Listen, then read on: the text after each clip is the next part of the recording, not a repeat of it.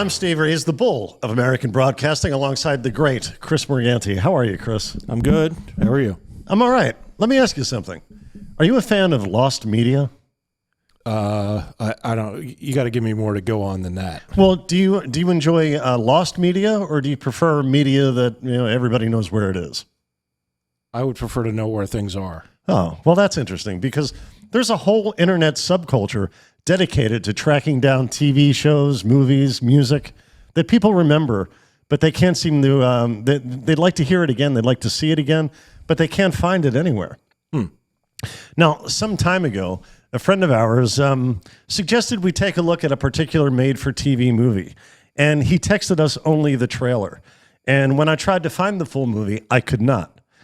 Turned out it was a piece of long-lost media, thought to no longer exist anywhere.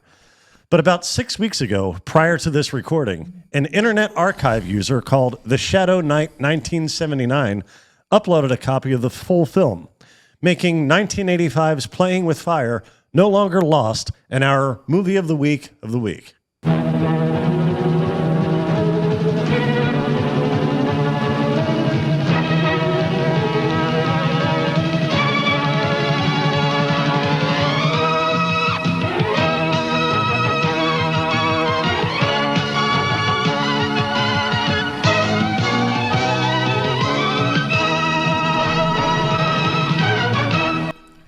Playing with Fire, yeah. You know, it occurs to me that some things may be lost or forgotten for a reason, but let's continue. Okay, well, Playing with Fire aired on April 14th, 1985 on NBC. Stars Gary Coleman, probably here, Chris, at the height of his popularity. He had a long run. This was in 1985, but he had already been popular for many years by then. Yeah. Yeah. He played Arnold Jackson on a show called Different Strokes for, I believe it was 8 years, and he's in his 7th of those 8 years during this the airing. Yeah. Gary Coleman had a kidney disease that stunted his growth, and recent to this recording, you and I watched a documentary on Gary. Yeah. And one of the things I think we both learned is that Gary lived a quarter of a century, more than half of his life, without a single functioning kidney, which makes me wonder, Chris, are we overrating the human kidney? It seems like it. Jeez. And don't we have 2 of them? We do. Yeah. He had 0. And you don't need any. Apparently not. Not if you're Gary Coleman. And another thing about the documentary, Gary's parents are interviewed. He and his family are from the Midwest, all native English speakers, but everything his father says is subtitled. Yeah. Yeah. It was, they were an interesting couple.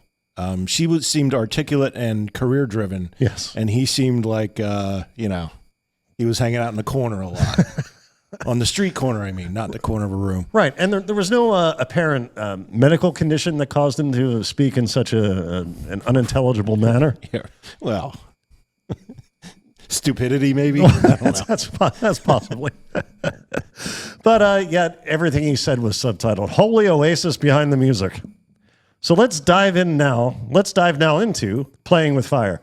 Gary is practicing hoops when his mother, she's a physician, she arrives home from a difficult day at the office. She's portrayed by the acclaimed Cicely Tyson. It's another one. Another award-winning day. I couldn't tell a needle joint from a torn meniscus. And the traffic, goodness. I don't suppose our intrepid... Oh, please, grow up, will you, Fred? Our intrepid babysitter, move. Bed Mark, who is it today, hon? Cindy! I tell you, I couldn't get my hair done. Fred! Nails Get done. back! Why don't you just grow up? How many times do you have to be told, huh? How many times did your father yell that at your crib when you were 6 years old? Just grow up. Yes. Yeah. Will you please, for the love of God? Now, if you have a kid like Gary, please don't do that. Don't try that. I'm not a doctor. Don't be fooled. But I'm pretty sure negative reinforcement can't reverse an illness. But who knows? In Gary's case, it might have worked. But all Gary could think was, why does my dad keep yelling rock salt plutonium? The opening scene of Playing with Fire continues. Now, Steve. Yeah? Before we watch this next clip, I just have to point out that you texted me specifically to tell me that no dogs or kids are harmed in this movie. Yes. Which I didn't ask you to do, but and you've never done before. Well, this has become an issue, and I don't want to surprise you with things that I know you're uncomfortable viewing. Okay. Well, let's look at this next clip. All right. Just get out of here. Get out of here. For God's sake, don't we have enough craziness around here, huh? Now, what the hell was that? Well, that was see what happened. I texted you. I hadn't actually seen the movie yet when I texted okay. you that. Huh. What I did was I went to the ending credits, and it said no animals were harmed during the making of this motion picture. Oh, well, they So lied. I took that to mean that no animals were portrayed as harmed as well, but I may have been mistaken. So Gary's parents, they're separated, soon to be divorced. Here we see Gary's dad. He's played by Ron O'Neal. You know Ron O'Neal? No, I don't. Superfly. Okay. Priest. He stops by to take Gary's younger siblings to a place called Playland, but that's not important. Here are his parting words to his eldest son. Hey, partner, how about a little one-on-one out in the back when I come through next time? Fine, Dad. Hey, you know what? I'll tell you what I'm going to do. I'm going to buy you a real leather ball just like they use in the NBA. What do you think about that, Marky? An unbirthday present for David. Right on. Right on. Yeah, an unbirthday present. You know, Chris, some people say Gary's wife also gave him an unbirthday present. It's in the basement, Gary. Bottom of the steps. But first, put on these roller skates. So a little later, Gary is the only human left in his living room, and this occurs.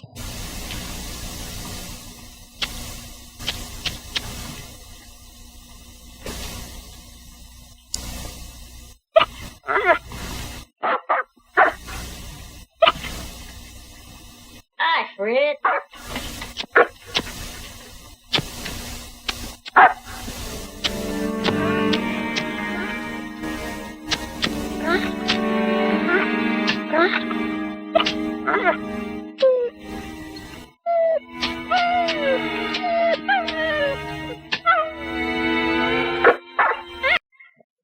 Yeah.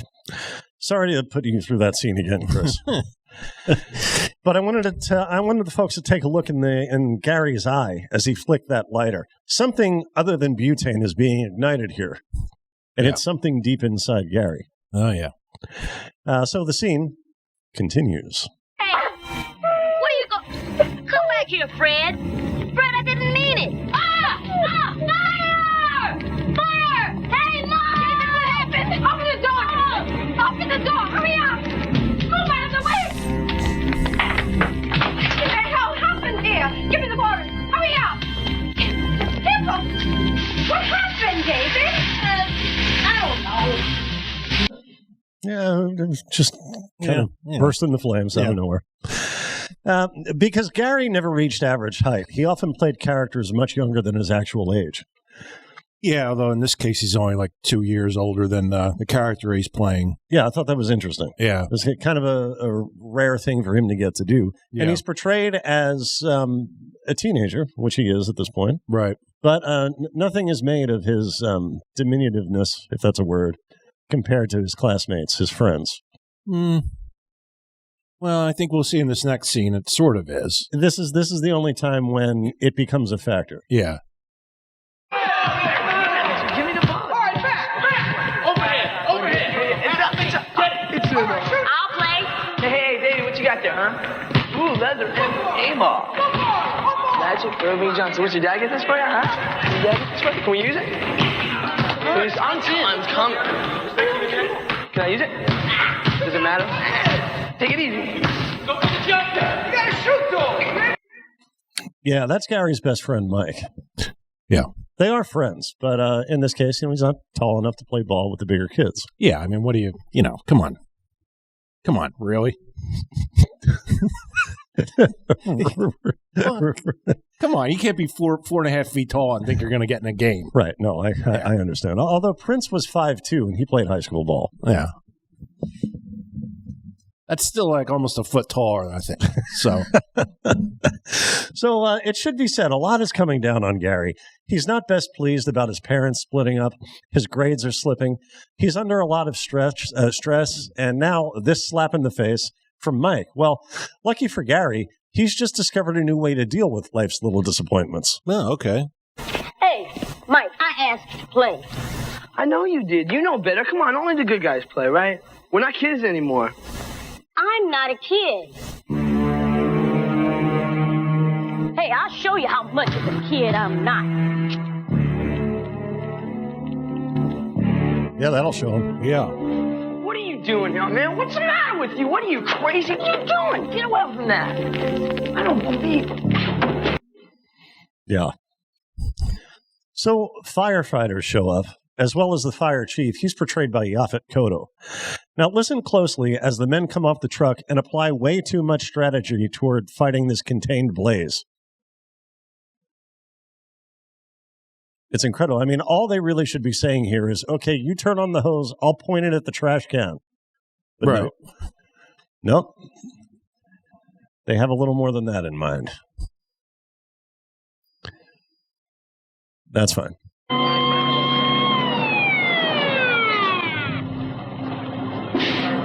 Get that pump right. Listen, drag the hose around the back. Yeah, kick out the slack. Then Captain Parker gets to the bottom of this. Yeah, very unnecessary. I think a fire extinguisher could have put that out. It probably would have burned itself out, to be honest. I mean, all you got to do is move the trash can in the middle of the parking lot and Put let it it in go. neutral territory and Yeah. let it burn. Well, with the fire successfully extinguished, Yaphet Kotto questions Gary and Mike. He asks them what happened, and Gary blames the fire on a low-hanging truck muffler, I believe, squeezing out sparks. Yeah, I guess that could happen. Plausible.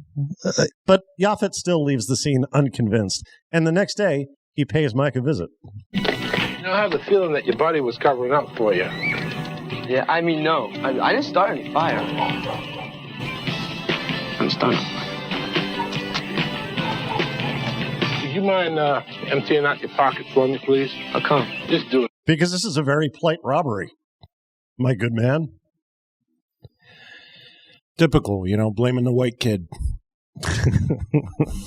Well, Yaphet leaves unconvinced that the kid is innocent, but with no concrete evidence, he gives Mike only a warning. Right. Now, meantime, Gary's dad stops by with a child support check and asks Gary to give it to his mother when she gets home from work. Now, for Gary, that underscores the point that his parents aren't likely to reunite. Right. The fact that his dad is accompanied by a girlfriend drives that point home. So, with the check in hand, Gary takes a stroll down the block.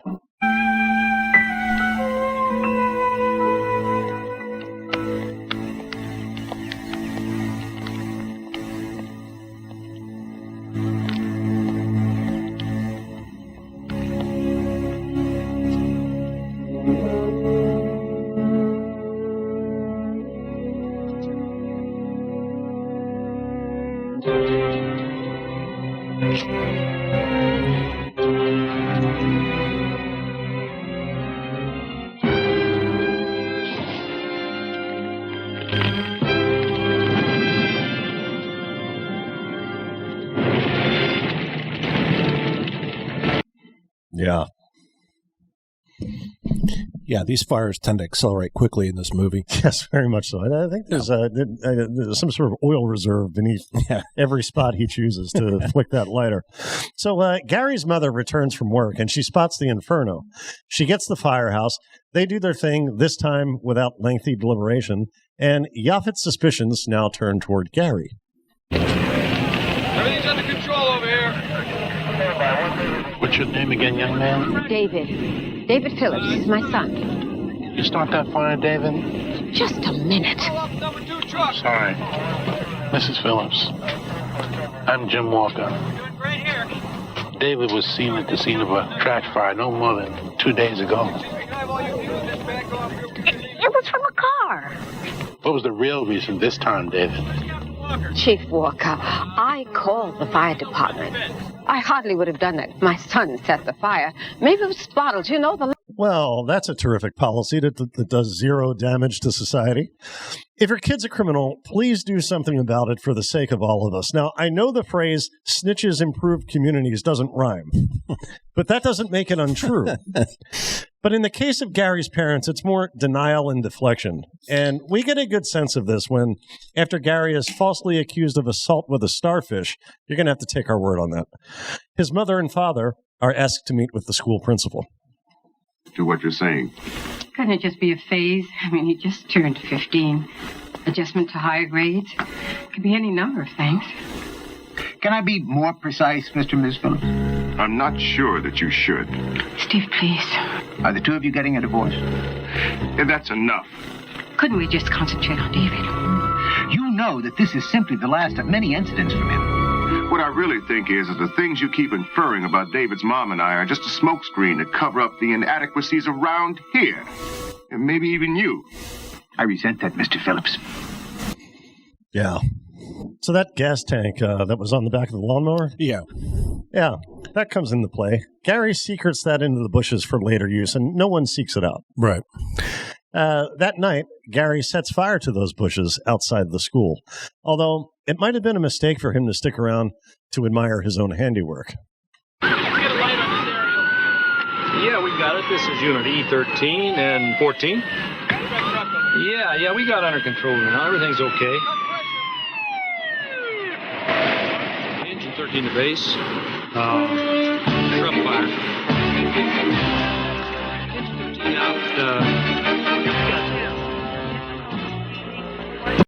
Yeah. So Yaphet visits Gary's mother and warns her that Gary is in need of help. She's come around to accepting that Gary is a bit of a firebug. And perhaps because every time her kid is left alone, things just burst into flames. Sure. Yeah. That's indicator number one. Yeah. Yeah. And she witnessed the very first fire. Right. Her coat. Or coat rack, rather. But unlike the eponymous town in Indiana, not all is going on well for Gary. He has a love interest. Her name is Pamela. And the feeling is mutual. Mike, you know Gary's friend, the guy from the basketball game? Yeah. He has a party while his parents are out of town. Gary and Pamela, they sneak away for some time alone. You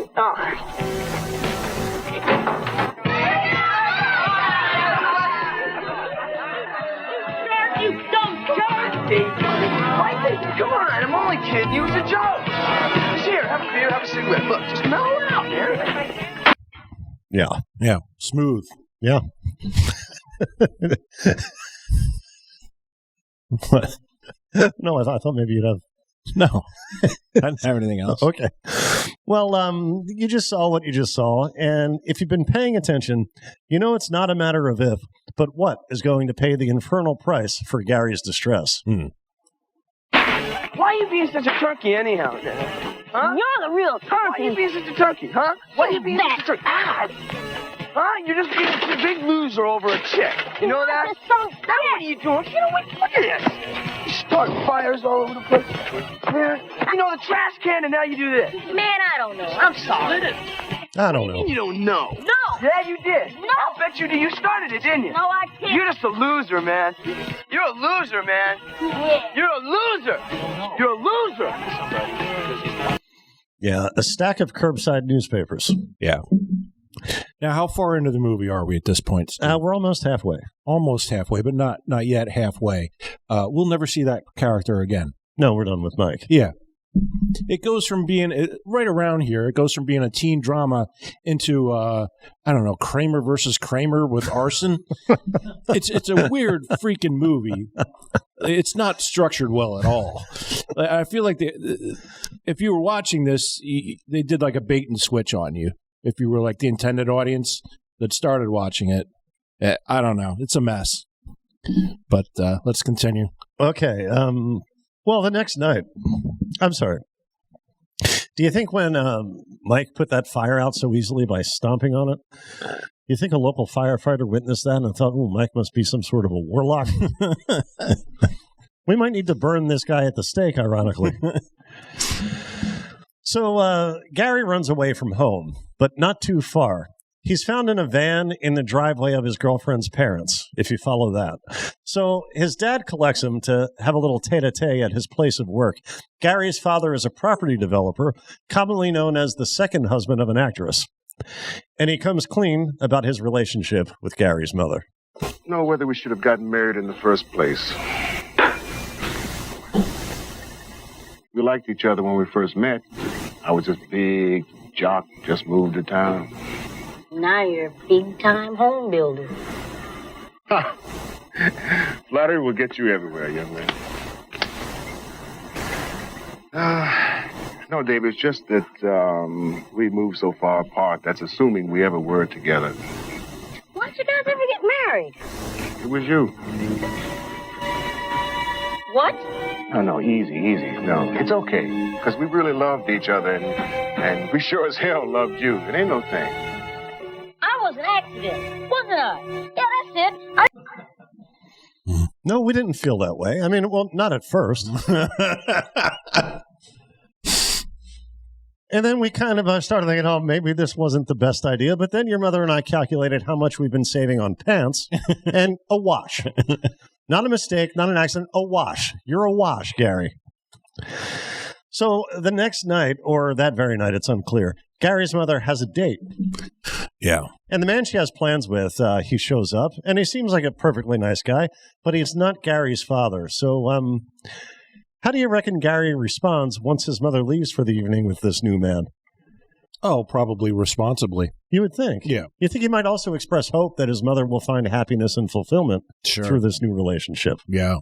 Or is it possible that he takes things into a whole different direction?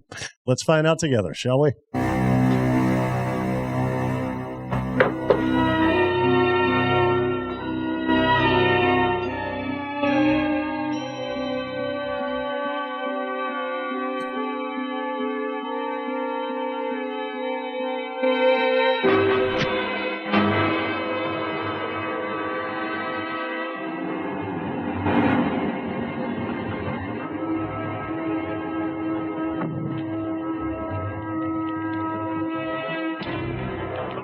Boom, roasted.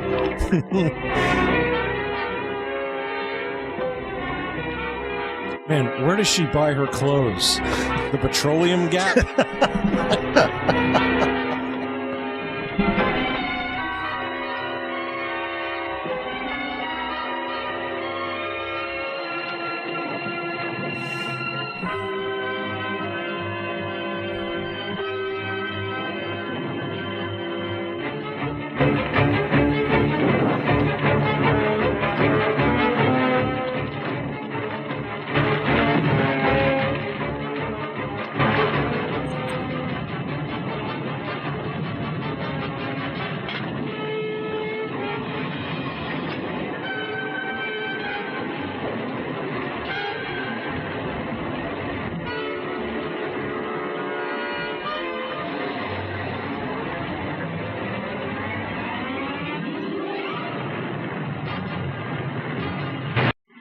Yeah.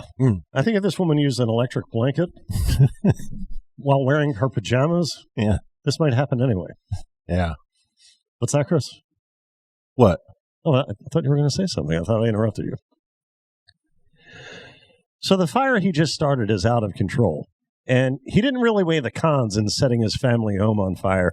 He has 2 siblings now and a dog to save as well. He's able to get his brother to safety, but he goes back inside where his sister Eileen remains, which makes us wonder, is he going to say it? Is he going to say it? Well, again, let's find out together. We're all fine. I gotta get Eileen. Come on, hurry. Hurry. Outside. Outside. Eileen! Eileen! Say it. Right here. I gotta go get Eileen. Eileen! Say it. Eileen! Say it. Eileen!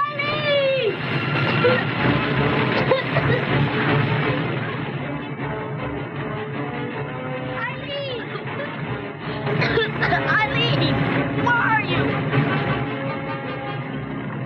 Come on, Eileen, get up. Yes, he said it. Eileen, get up.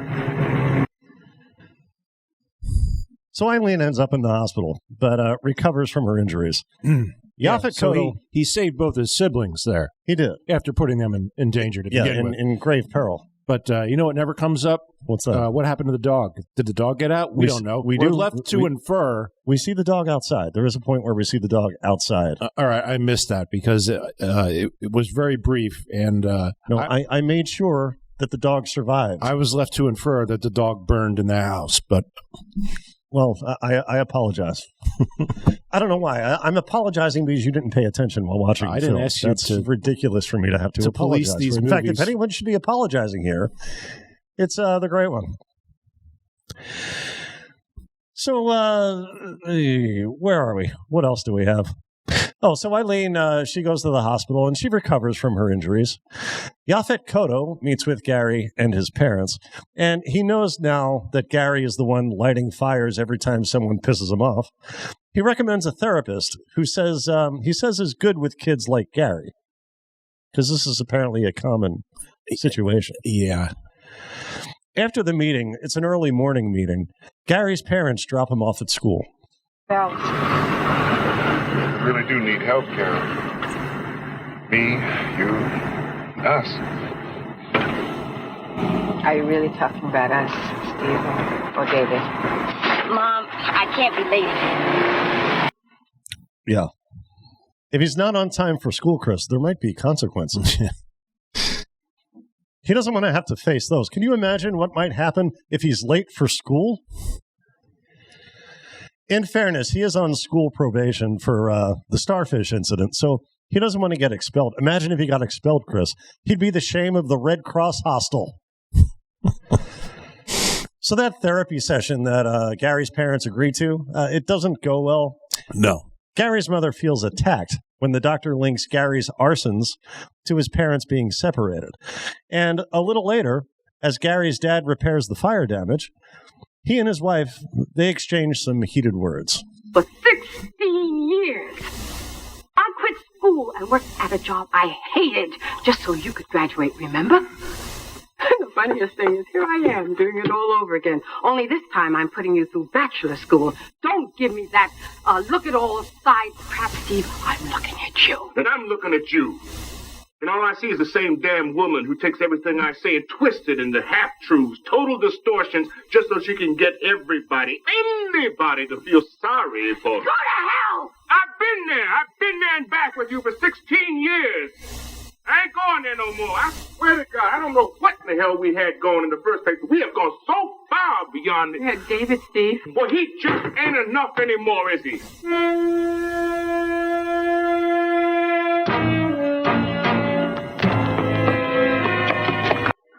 Oh, boy. I'd hate to be a flammable object within biking distance. Yeah. In this case, it's a pile of wood at his father's construction site. But as Gary holds the lit matches over it, we see a montage as he reflects on his fiery oeuvre.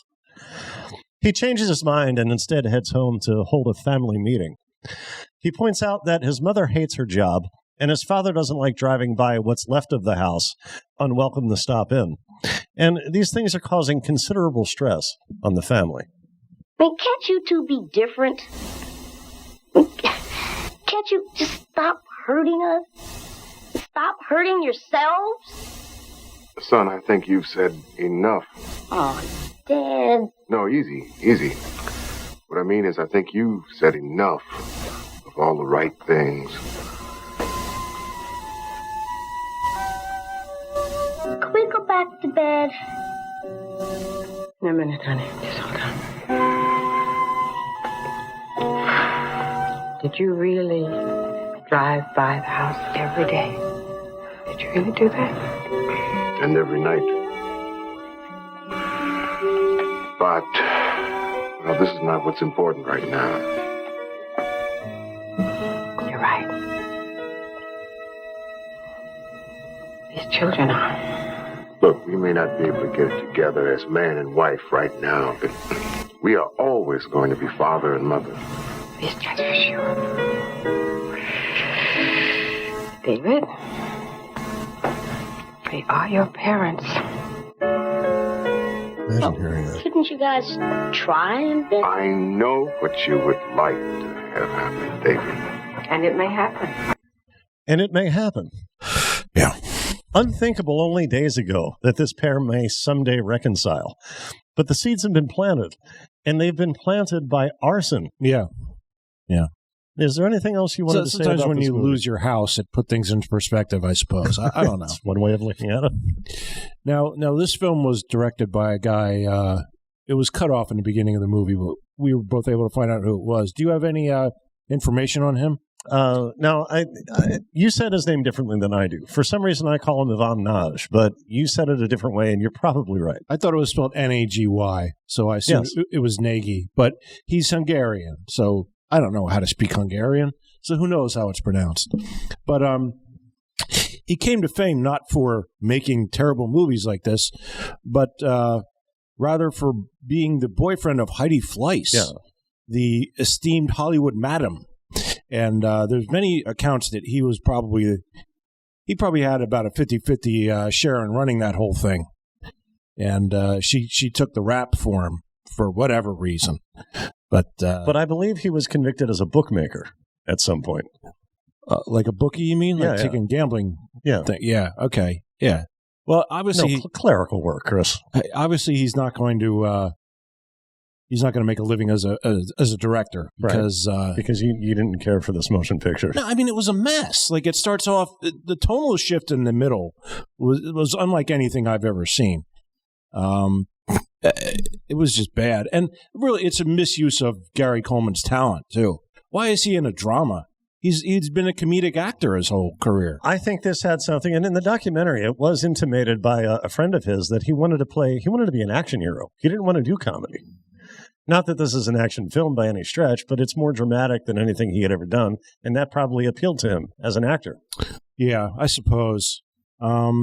He also did like a weird public service announcement at the end. Yes. Where he talks about how common this is, which I mean, that threw me for a loop. I don't know about that. Well, speaking of the supposed commonness of this behavior, he goes to the fire department at some point and meets with a junior fire counselor. Somebody who's there to sort of advise young people who are way too into arson. Yeah. To kind of shift them away from that behavior. A junior fire counselor, which suggests that he answers to a senior fire counselor. That this is a huge industry of trying to save children from burning down the nation. Yeah, who which knew? I don't know if that's necessary. This reminded me of an after-school special we discussed called Stoned, where Scott Baio, he plays a lonely teenager who starts smoking marijuana, and suddenly he has friends, he gets the girl, and it's meant to be an anti-drug movie. Now, after Playing with Fire aired, I wonder how many neighborhoods burnt to the ground because of divorcing parents. Yeah, I don't know. Like I said, this seemed like a real misuse of Gary Coleman's talent. When I was a kid, he was everywhere. He wasn't just on Different Strokes. He had his own cartoon show. I don't know if you remember that one. I don't remember that. He played like an angel or something. I don't really remember. I don't think it lasted long. But he had his own cartoon. He was in movies all the time. He was a legitimate star of the time. And he ended up penniless because his parents stole all his money. His own parents. And, man, I just look now at Kevin Hart, who's not much taller, right? I mean, he's a pretty short guy, too. And he's huge. And I thought that could have been Gary Coleman. In my opinion, Gary Coleman, way funnier than Kevin Hart. I've never laughed once at Kevin Hart. Gary Coleman's given me chuckles over the years. Well, Kevin Hart is a man of short stature, but he does not appear to be a child. Gary Coleman always appeared to be childlike in appearance. Well, no, I think that's when he was. I mean, he's still a child in this movie. Yeah. And I think once he reached adulthood and just looked like a short adult, that's when he stopped getting work. But if he'd really... maybe it's his own fault, like you're saying, because he wanted to not do comedy. Like, you could still be a short person and do comedy, and he was great at it. So maybe he sabotaged his own career. I don't know. But we have one more thing that he did years later that we're both big fans of. Are we going to take a look at that now? Why don't we?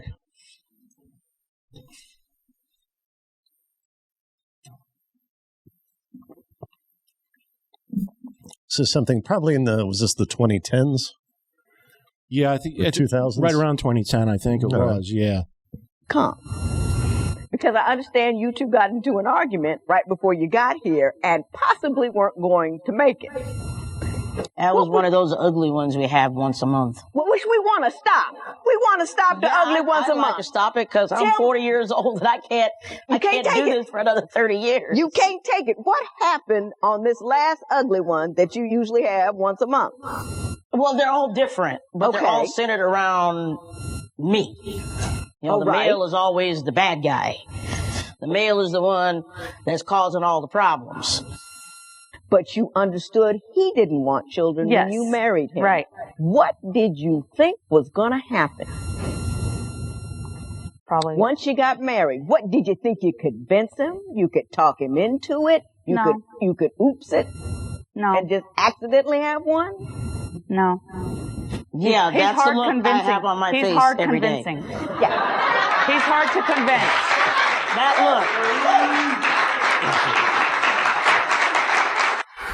look. Mrs. Price, let's talk about Mr. Coleman for a moment. You say he's got anger issues. We can stop it If he there. doesn't get his way, he throws a temper tantrum like a 5-year-old. I don't. We can stop it there. I don't think there was much more to that. The point was, Steve, he's such a great entertainer. He got an applause break at his divorce hearing. I mean, he's a natural at what he did. That sitcom he was in, he was a natural playing that character. He could have been a star of another show in his adulthood that would have been a hit, and it's a shame. I think he's one of Hollywood's most tragic stories. Yeah, it's unfortunate, and he seemed like a genuinely nice man. Yeah, and also he never had the like his co-stars in Different Strokes. They had issues with drugs, sure, and they had been treated poorly. There's no evidence that Gary Coleman was treated poorly by anybody but his parents, right? And but he still came out of it grounded enough to live a relatively normal life. Yeah. Just with health issues. And that woman he was married to in that clip, she was the last person to see Gary before what we have no reason to believe was anything other than an accident. Now, I assume you're being facetious about this. I'm just making it clear that we have no reason to believe that she influenced the passing of Mr. Coleman. Now, how did he meet his demise? Well, he fell down the steps. Okay. All right. And it put him in a coma. Yeah. And they were still married at the time? I believe, no, they were indeed divorced, but they were still living together. Oh, okay. Anything else we didn't talk about you might like to talk about? No. All right, well, in that case, Chris, I think we did it. We hit the goal. I guess. Jim Corhan, I'm Steve Rees. Ask me. Ask you all. What am I going to know? Tigers. Get them all. We did it.